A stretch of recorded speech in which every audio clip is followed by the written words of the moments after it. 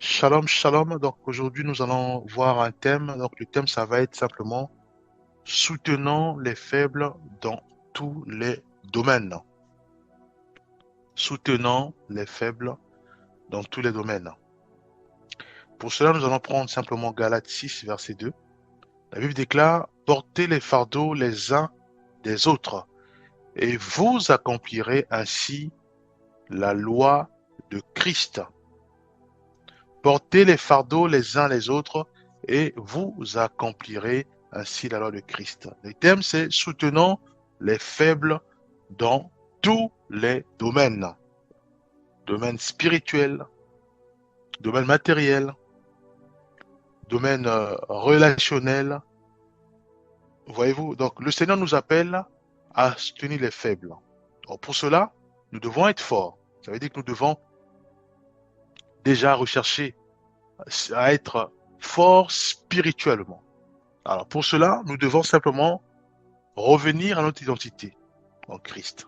Nous savons tous que ceux et celles qui prennent la décision de suivre Jésus-Christ comme leur maître, comme leur bon berger, doivent automatiquement euh, prendre pour modèle Jésus-Christ. Voyez-vous, ça c'est un. Et deux, Jésus-Christ nous demande simplement de suivre ses pas et de suivre ses traces. Donc, une fois, passe aux autres baptêmes, une fois que nous avons pris l'engagement de suivre Jésus-Christ, à ce moment-là, il y a la Bible, la parole de Dieu, que Dieu nous donne.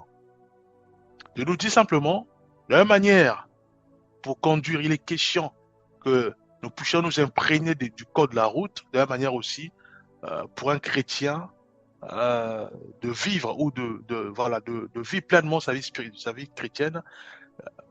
En fait, le chrétien ou la chrétienne doit s'appuyer aussi sur le manuel d'un chrétien qui n'est autre que la Bible. Voyez-vous? Donc, un automobiliste a besoin de code de la route. Voyez-vous? Moi, par exemple, je suis devant ma voiture, je prends ma voiture, je roule avec ma voiture, je dois respecter le code de la route. C'est pareil pour un chrétien. Un chrétien, la vie chrétienne, le fait de marcher selon le mode de vie de Jésus-Christ, euh, la source même, c'est la Bible, la parole de Dieu. Donc, je ne vis que sur le respect des règles de Dieu. C'est un peu comme une nation.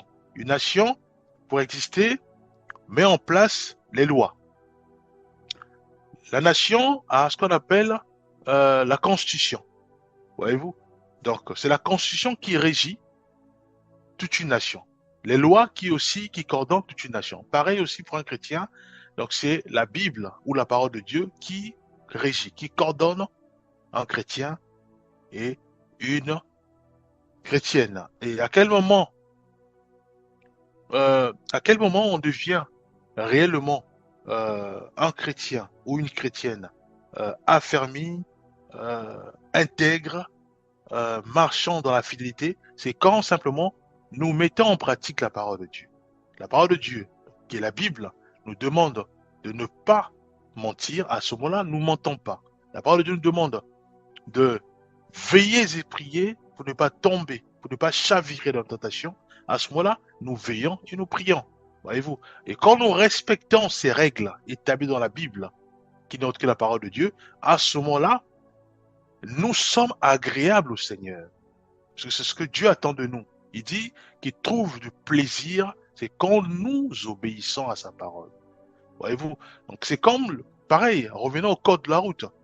Alors, le code me demande à moi, quand il y a un feu rouge, je dois m'arrêter. À ce moment-là, je m'arrête.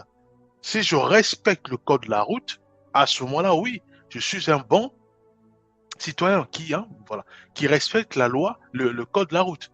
Alors, si euh, il y a le feu rouge, mais moi, je continue, ça veut dire que je ne respecte plus le code de la route. Et à ce moment-là, je peux soit finir en prison, ou soit faire des bêtises, ou perdre mon permis. Donc c'est pareil aussi pour la vie chrétienne. Tout est régi par les règles. Voyez-vous, une nation est coordonnée par des règles, la constitution et ainsi que des lois. Il y a pas mal de textes.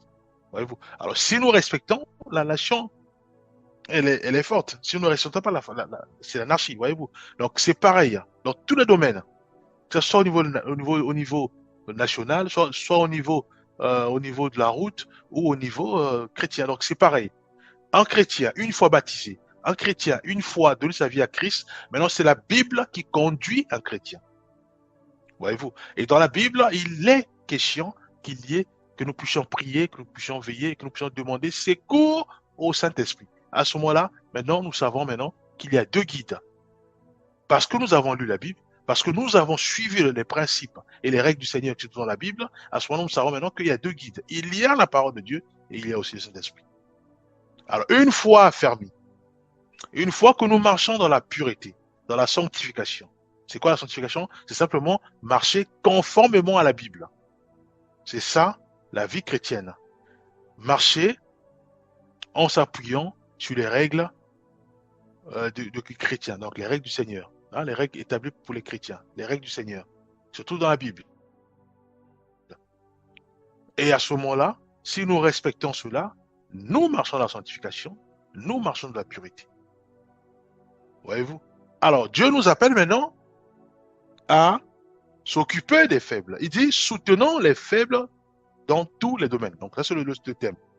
Dieu dit, portez les fardeaux les uns des autres et vous accomplirez ainsi la loi de Christ. Une sœur a du mal à dormir parce que elle entend des voix ou elle voit des esprits dormir avec elle. Elle crie, elle vient nous voir. Voyez-vous? À ce moment-là, nous, on n'aura pas peur parce que nous marchons déjà dans la sanctification. Et Dieu prend plaisir à nous observer parce qu'en fait, nous marchons en respectant les règles du Seigneur. Alors, je connais mon identité, je sais que Christ est en moi. Pourquoi? Parce que la parole de Dieu me demande, me dit à moi, si vous m'aimez, vous garderez ma parole. Et moi et mon Père, nous viendrons à vous. Donc, ils viendront vivre dans ma vie. C'est-à-dire, quand je marche, je porte Christ en moi. Voyez-vous? Donc, la sœur crie vers moi, ou le frère crie vers moi pour dire, voilà, quand je dors, j'ai l'impression qu'il y a des esprits. Moi, qui connais mon identité, j'ai plus peur. Voyez-vous? J'ai pas la peur. À ce moment-là, je vais soutenir ce frère dans la prière ou cette sœur dans la prière. Voyez-vous? C'est quoi soutenir? Simplement dire au frère, dire à la sœur, écoute, tu dois suivre simplement le processus pour devenir un chrétien ou une chrétienne affermi. Parce que Dieu dit simplement que il veille sur ses enfants. Mais c'est qui ses enfants? C'est ceux et celles qui obéissent à sa parole. Il dit, j'écoute la prière de ceux et celles qui me craignent. Voyez-vous? Donc c'est ça, soutenir le faible, spirituellement. Ma sœur, mon frère, si tu entends des voix, si tu dors ou tu as l'impression qu'il y a des esprits, c'est parce que tu ne respectes pas les règles. C'est comme le code de la route. Tu violes les feux rouges, tu violes tout. Tu dois simplement rester des règles. À ce moment-là, la grâce du Seigneur, qui est déjà en toi, va se manifester puissamment en te protégeant contre ces esprits du suffrage. La peur va te quitter. Voyez-vous? C'est ça, soutenir les faibles. Donc, ramener le frère, ramener la sœur, déjà, à avoir cette connaissance. Dans la prière, nous prions. Seigneur, fortifie le frère. Seigneur, fortifie la sœur. Dieu va agir puisque Dieu entend la prière du juste. Ceux et celles qui marchent en respectant ces règles qui se trouvent dans la Bible. C'est ça un juste. Voyez-vous? Ni plus ni moins. Dieu dit quoi? Dieu dit dans 1 Thessaloniciens 5,14, il dit, nous vous prions, frères, avertissez ceux qui vivent dans le désordre. Consolez ceux qui sont abattus. Supportez les faibles, usez de patience envers tous. Voyez-vous? Mais pour arriver à avertir ceux et celles qui vivent dans le désordre, à consoler ceux ceux qui sont abattus, supporter les faibles et user de patience envers tous. C'est seulement quand nous respectons les règles de Dieu, quand nous marchons conformément aux Écritures, la Bible. Voyez-vous, quand je respecte le code de la route, quand je marche conforme au code de la route, c'est-à-dire je roule conforme au code de la route, à ce moment-là, je peux, moi, euh, enseigner ceux et celles qui roulent bizarrement. Je peux les supporter, je peux faire en sorte qu'ils puissent réellement conduire la voiture en respectant le code de la route. Pourquoi? Parce que je ne veux surtout pas que mon voisin ou mon frère ou ma soeur ou mon père ou ma mère finissent en prison. Parce qu'il y a l'accident, parce que c'est là, voyez-vous. C'est pareil pour un chrétien.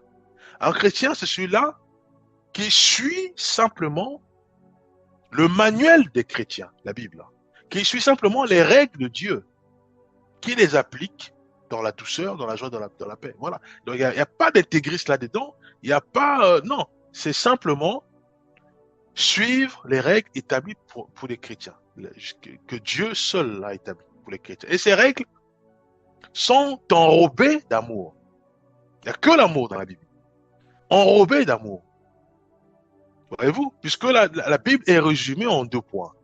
Aime ton prochain comme toi-même, et aime Dieu par tes pensées, par ta force. Donc tu remplis euh, euh, ton cœur de l'amour du Christ, tes pensées, ta force. Voyez-vous, c'est résumé en 2 jours, en 2 points. Aime et aime. Aime ton Dieu, aime ton prochain. Voyez-vous? Donc Dieu nous appelle d'abord à être forts. Et à ce moment-là, nous devons soutenir les faibles. Spirituellement, matériellement. Pourquoi? Parce que le Seigneur nous dit ceci. Il dit simplement que éloignez-vous de moi, vous qui commettez l'iniquité. Ceux-là, ils vont rétorquer en disant, mais Seigneur, à quel moment nous t'avons vu nu? À quel moment on t'a vu en prison? À quel moment on t'a vu, tu étais dans le besoin et autres, malade? Et Jésus-Christ va leur dire ceci, que quand vous avez vu votre prochain non, malade, vous avez vu votre prochain en prison, et vous ne l'avez pas fait, vous ne l'avez pas fait à moi. Enfin, vous ne l'avez pas fait. Quand, si vous l'avez fait à votre prochain, ça veut dire que vous l'avez fait à moi. Moi qui? Jésus-Christ. Voyez-vous? Donc Dieu nous appelle simplement à soutenir les faibles. En le faisant ainsi, à ce moment-là, nous soutenons Jésus-Christ. On le sait pourquoi? Parce que Jésus-Christ se trouve en nous. Il dit, si vous avez fait ces choses à vos frères, cela veut dire que par ricochet, vous l'avez fait à Jésus-Christ, qui habite en nous. Rappelons-nous que quand nous marchons conformément aux règles du Seigneur, Jésus-Christ et son Père habitent en nous. Donc, en aidant un frère, nous aidons Jésus-Christ. Voyez, prenons Psaume 82, versets 3 à 4. Rendez justice aux faibles et à l'orphelin. Faites droit aux malheureux et à l'indigent. Sauvez le misérable et le pauvre. Délivrez-les de la main des méchants. À quel moment on sait que celui-là est méchant? C'est quand nous-mêmes, nous respectons la parole de Dieu, nous marchons conforme aux règles du Seigneur. À ce moment-là, nous avons la connaissance. On sait que le méchant, c'est simplement celui-là ou celle-là qui ne marche pas conforme aux Écritures. Voyez-vous? C'est tout. Maintenant, Dieu nous demande de soutenir le faible. En quoi faisons? En ramenant le faible à suivre simplement ce que le maître nous a légué comme instruction. Croire en Jésus-Christ, Romains 10, 9 à 10. Donc, confesser Jésus-Christ dans la bouche et croire en Jésus-Christ, à ce moment-là, le salut. Donc, nous ramenons le frère, le faible, ou la sœur, le faible, la faible, dans cette processus qui consiste à croire déjà en Jésus-Christ. Donc, nouvelle naissance. Et à ce moment-là, c'est pas fini. Il y a la Bible, là, maintenant, qui doit nous canaliser. Les règles de Dieu. C'est ça, les règles d'un chrétien établi dans la Bible. Voyez-vous? Et à ce moment-là, le bien-aimé va être édifié, formé, aidé par le Saint-Esprit. Mais le bien-aimé ne pourra plus avoir des cauchemars puisque il croit en Jésus-Christ. Il sait que Christ est en lui. Voyez-vous? Le méchant, c'est simple. Ramener le méchant, bien sûr, à travers les enseignements, à travers les exhortations, à réaliser que ce qui pose comme fruit n'est pas bon. Mais en quoi faisons? Pareil, en ramenant le méchant à observer les règles établies par le Seigneur, surtout dans la Bible. Proverbe 31, verset 8 à 9. Ouvre ta bouche en faveur du muet, pour la cause de tous les délaissés. Ouvre ta bouche, juge avec justice, et défends le malheureux et l'indigent. Voyez-vous? Donc, soutenir le faible touche tous les domaines. Magistrature, qu'on soit avocat ou pas, touche partout. Voyez-vous? Donc, Dieu nous appelle à ne surtout pas regarder l'argent, hein, je parle pour ceux et celles qui jugent les gens, mais à voir le prochain comme Jésus-Christ voyait de son prochain sur terre. Avec amour, il soutenait. Avec amour, donc il ne demandait pas l'argent. Voyez-vous? Jairus, pareil, il vient pour approcher le maître en disant que ma fille est mourante, Jésus-Christ, il faisait autre chose, il dit allons-y. Il n'y a pas eu la facture derrière. Pourquoi? Parce que c'est lui la parole faite chair. Jean 1, verset 1 à 5. La parole faite chair, c'est Jésus-Christ. Il nous lègue cette parole en disant, nous devons simplement suivre ses pas. Voyez-vous? Prenons par exemple Romains 15, verset 1. Il est dit, nous qui sommes forts, nous devons supporter les faibles de ceux qui ne le sont pas et ne pas nous plaire à nous-mêmes. À quel moment on devient fort? Simplement quand nous marchons conformément aux règles établies dans la Bible, conformément aux règles des chrétiens qui se trouvent dans la Bible, conformément aux règles de Dieu qui se trouvent dans la Bible. Voyez-vous? Veille et prie pour ne pas tomber dans la tentation. Nous veillons pour ne pas tomber dans la colère, pour ne pas tomber dans l'alcoolisme, pour ne pas tomber dans la drogue, pour ne pas tomber dans la prostitution, pour ne pas tomber dans l'impudicité, pour ne pas tomber dans l'adultère, pour ne pas tomber dans la fornication. La liste est la langue. Veille et prie. Nous appliquons cela dans la simplicité, naturellement. Voyez-vous? Mais la liste, les règles, il y en a plein. Mais ce sont des règles pour nous contraindre. Non, ce sont des règles de bon sens, remplies d'amour. En les appliquant, oui, nous marchons dans la sanctification. Oui, nous sommes forts. Et Dieu dit quoi ensuite? Une fois, parce qu'en fait, le but, c'est ça. C'est d'abord d'atteindre la statue parfaite de Christ. Voyez-vous? D'atteindre la statue parfaite de Christ. À ce moment-là, Dieu dit maintenant, vous êtes forts, maintenant, soutenez les faibles. C'est là où Romains 15, 1 s'applique. Nous qui sommes forts, nous devons supporter les faibles, de ceux qui ne le sont pas, et ne pas nous plaire à nous-mêmes. Nous savons que ce frère marche parfois tortué ou viole des feux rouges et autres. À ce moment-là, nous venons, puisque nous maîtrisons le code de la route, nous respectons surtout ça, les codes de la route, nous pratiquons le code de la route, nous venons maintenant voir en disant non, ce que tu fais n'est pas bon.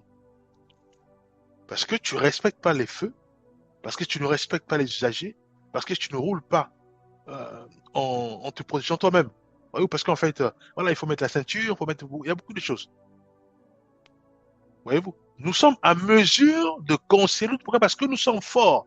Nous les pratiquons sur le terrain. Nous aimons ça. C'est ça la vie d'un chrétien.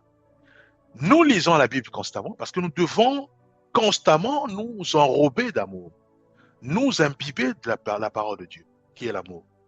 Donc nous aimons lire la parole de Dieu. Nous aimons relire la parole de Dieu. Nous aimons encore relire la parole de Dieu. Nous aimons maintenant mettre en pratique la parole de Dieu sur le terrain. Nous aimons pratiquer cette parole. À ce moment-là, nous sommes forts. Puisque Dieu trouve en nous un enfant selon son cœur. Une fille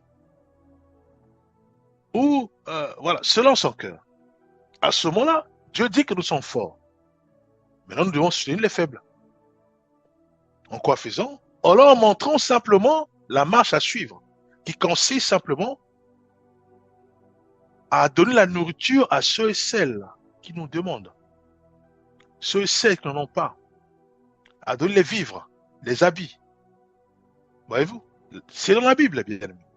C'est les règles du Seigneur. À prier pour ceux et celles qui sont faibles. À soutenir les faibles, les veuves, les orphelins. À les visiter dans leur maison. À prier avec eux, à manger avec eux. Ceux et celles qui sont en prison. C'est la Bible. Voyez-vous? À ne pas fuir, à ne pas se détourner de ceux et celles qui crient à nous, qui demandent de l'aide. La liste est longue. Tout est dans la Bible. Alors, nous devons le faire dans la prière. En disant, Seigneur, prépare-moi. Enlève à moi cette façon de faire les choses en jugeant les autres. En disant, non, celui-là, apparemment, il n'a pas besoin d'aide, ceux qui cherchent à amasser de l'argent. Non. Donc, le jugement, seul Dieu qui juge. Donc, nous devons crier au Seigneur que Dieu nous prépare, que notre cœur soit nettoyé, que nous puissions simplement laisser l'amour nous imbiber. C'est tout. Parce que nous devons aider le faible dans tous les domaines.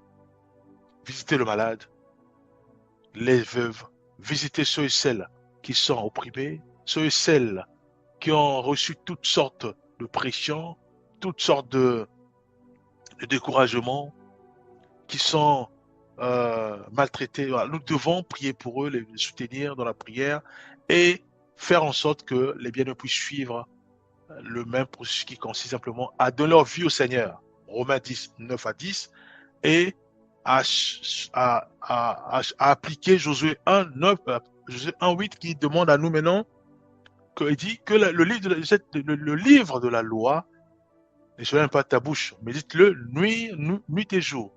Nous devons méditer la parole de Dieu nuit et jour. Constamment. Constamment. Constamment. C'est notre boussole, c'est notre carburant, la Bible.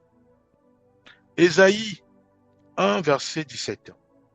Apprenez à faire le bien, recherchez la justice, redressez l'opprimé, faites droit à l'orphelin, défendez la veuve. Voyez-vous? Jacques 1, 27, j'ai plus le temps. La religion pure et sans tache devant Dieu notre Père, c'est de visiter les orphelins et les veuves dans leur affliction et de se préserver des souillures du monde. Ce que Dieu trouve de bon envers les humains, envers ceux et celles qui croient en lui, Dieu donne 3 choses. Il y en a plein. Il dit de visiter les orphelins et les veuves, donc ceux et celles qui sont faibles. Hein, nous voyons que c'est la faiblesse. Hein, donc nous devons soutenir les faibles. Donc ça peut être les veuves, ça peut être les aveugles, beaucoup de gens qui sont faibles. Ceux et celles même qui connaissent pas la parole de Dieu. Nous devons les visiter et leur donner la parole de Dieu. C'est ça les faibles. L'image, c'est les faibles. Bien sûr, visiter les orphelins, les veuves. Et ensuite dit,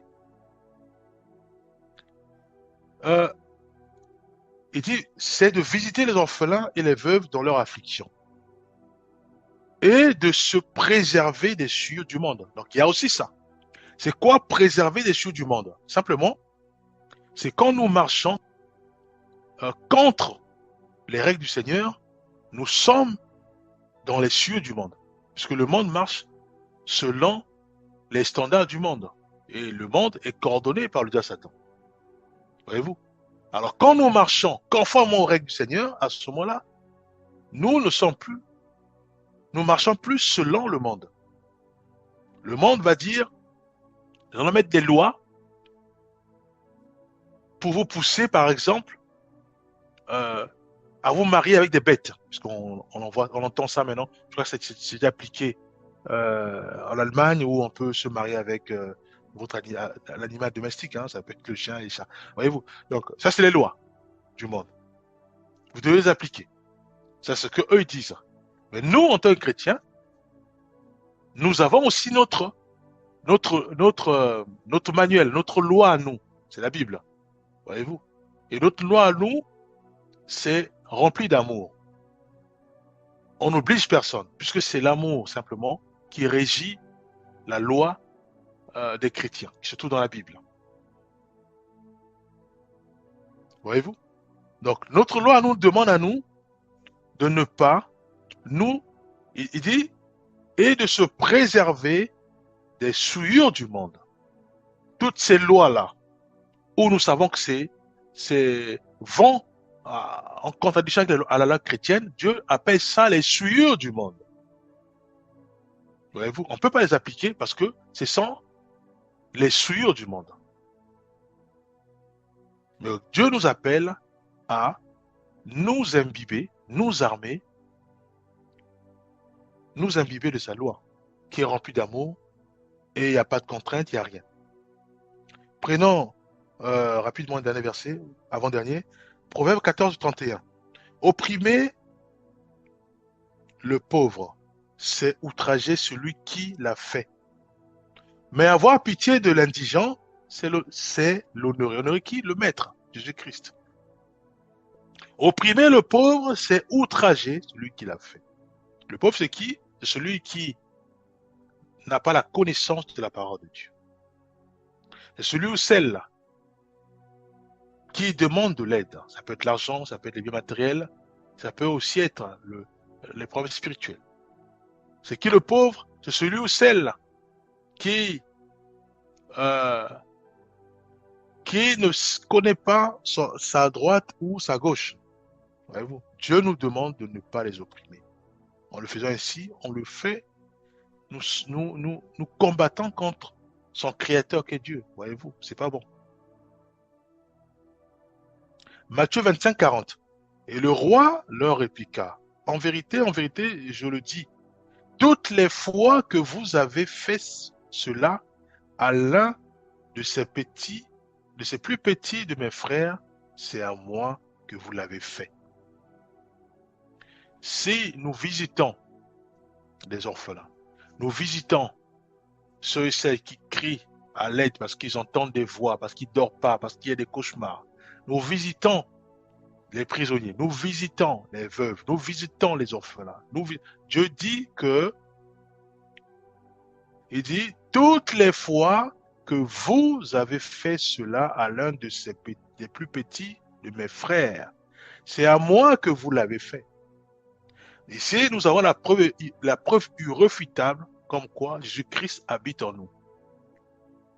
En aidant un frère, nous aidons Jésus-Christ. En aidant notre mère qui crie à l'aide parce qu'elle n'arrive plus à marcher, elle veut qu'on puisse lui faire des courses. Si on l'aide, nous aidons Jésus-Christ. Si on ne l'aide pas, nous l'opprimons et nous opprimons Jésus-Christ. Voyez-vous, c'est pour ça que Dieu nous appelle à réaliser ceci, qu'il est important. C'est notre obligation d'aider nos parents, nos mères, nos pères, nos grands-parents. En le faisant ainsi, nous aidons Jésus-Christ, nous l'honorons. Et Dieu prend plaisir à ça. Si nous ne le faisons pas, ça veut dire que nous opprimons Jésus-Christ qui habite en eux. Acte 20, 35, dernier verset. En tout, je vous ai montré qu'il faut travailler ainsi pour soutenir les faibles et se soutenir des paroles du Seigneur Jésus, qui a dit lui-même, il y a plus de bonheur à donner qu'à recevoir. Voyez-vous, le Seigneur nous appelle tous à soutenir les faibles. Aujourd'hui, nous savons maintenant les faibles, c'est large. Ça concerne nos parents, nos grands-parents, c'est ça les faibles. Ça concerne ceux qui crient à nous, qui ont du mal à voir, qui ont du mal à marcher. Ça concerne tous ceux qui n'ont pas la connaissance de la parole de Dieu. Ça concerne les orphelins, les veuves, ceux et ceux qui sont en prison. Ça concerne tous ceux et ceux qui sont ignorants. Ça touche les chefs d'État, ça touche les policiers, ceux et ceux qui ne connaissent pas la parole de Dieu, les ignorants. C'est ça les faibles. Dieu nous appelle à les soutenir dans l'amour, dans la joie et dans la paix. Dieu nous demande de ne pas les opprimer, de ne pas les juger, de ne pas les critiquer. Voyez-vous? Mais Dieu nous appelle au contraire à le faire dans l'amour, dans la joie et dans la paix. Et pour le faire, Dieu nous demande simplement, nous demande à nous d'être forts. Et nous savons tous maintenant forts, c'est quoi? C'est simplement, c'est quand nous respectons les règles de Dieu dans notre vie, dans notre entourage, notre façon d'être, de vivre et de marcher. Et c'est quoi les règles de Dieu? C'est sa parole. Où trouve-t-on la parole de Dieu? C'est la Bible, dans la Bible. Nous allons prier, Père, nous remettons entre ta main nos vies. Fais grâce. Fais grâce que ton Esprit Saint continue encore à nous fortifier, à nous équiper, à nous aider à marcher conformément à ta parole, à marcher conformément à tes instructions pour produire des fruits. Car nous croyons que toi, tu vois que les fruits, les œuvres, les fruits. Aide-nous, Père, à produire des bons fruits dans nos vies, dans la vie de chaque membre de nos familles. Au nom puissant de Jésus-Christ, nous avons ainsi prié. Amen.